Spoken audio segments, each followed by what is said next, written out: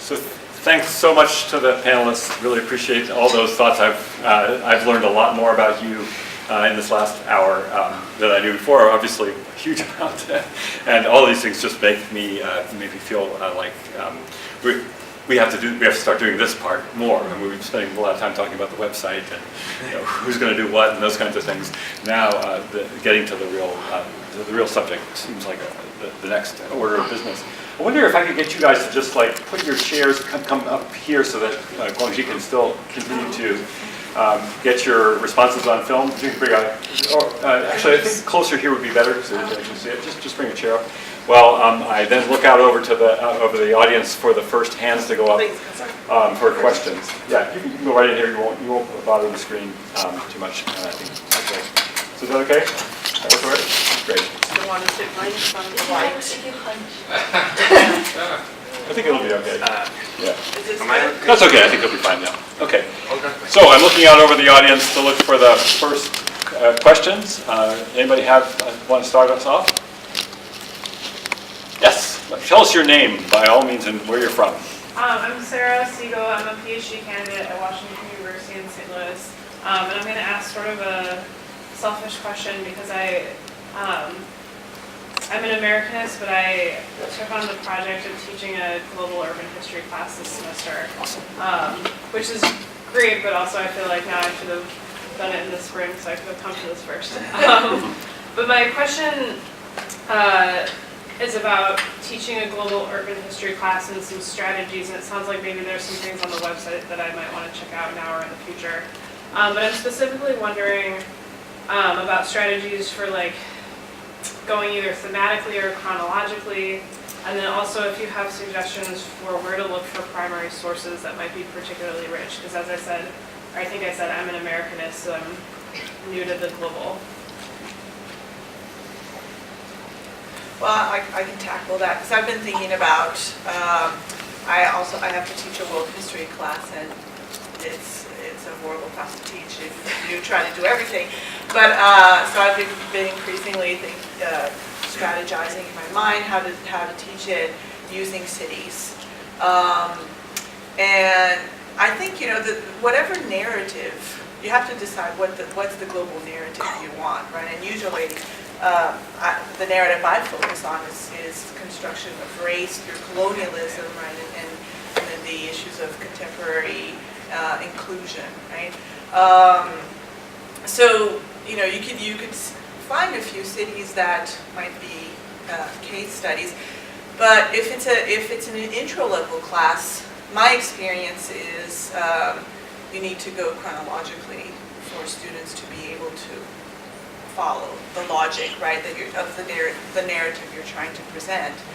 And the way I've been structuring the course I have to teach in the spring is to think about 4 global cities. So Mexico City would be one, Cape Town, Istanbul, maybe Shanghai, but cities that have a certain pre-colonial history, right, so pre-European contact history, but then can tell the story of how European contact produced, right, conflict, identity issues, and politics of identity, right? So I mean, that's my narrative.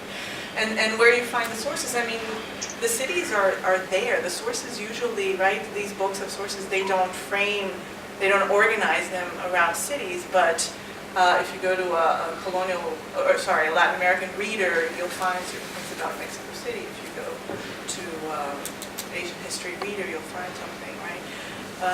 I don't know if does that help, but I mean, you have to be a little bit maybe more creative. But I think it pays off because it allows you to explore something that you're actually excited about and right, ground this global narrative in certain places that students can relate to.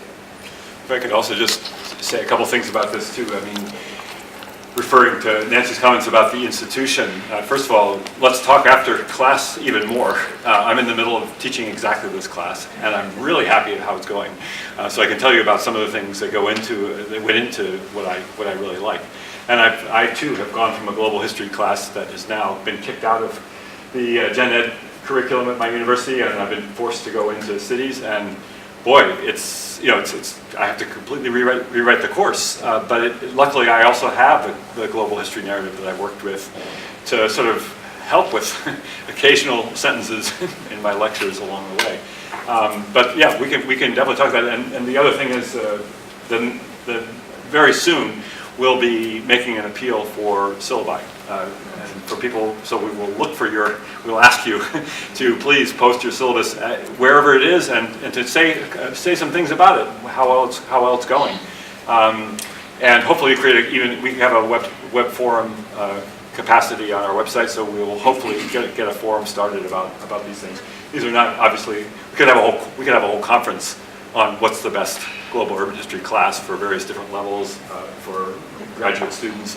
Those kinds of things. The global architectural teaching, collaborative, which is another group that we're going to be interacting with a lot, has been spending a lot of time on architecture, global architecture history syllabi. So there's that resource out there as well already. We'll tap into that.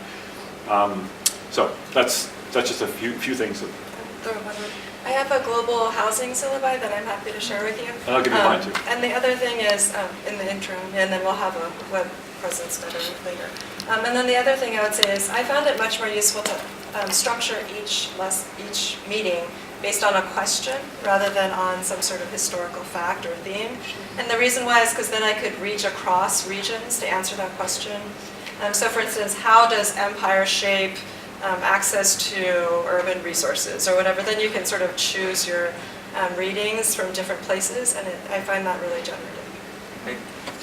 I'll just add something fast. Like I think the question and the theme, like having global urban history with a particular theme that lends itself to this kind of analysis, I think it's a great idea. I'm pitching a class right now, and it's going very well. I'm very happy about it.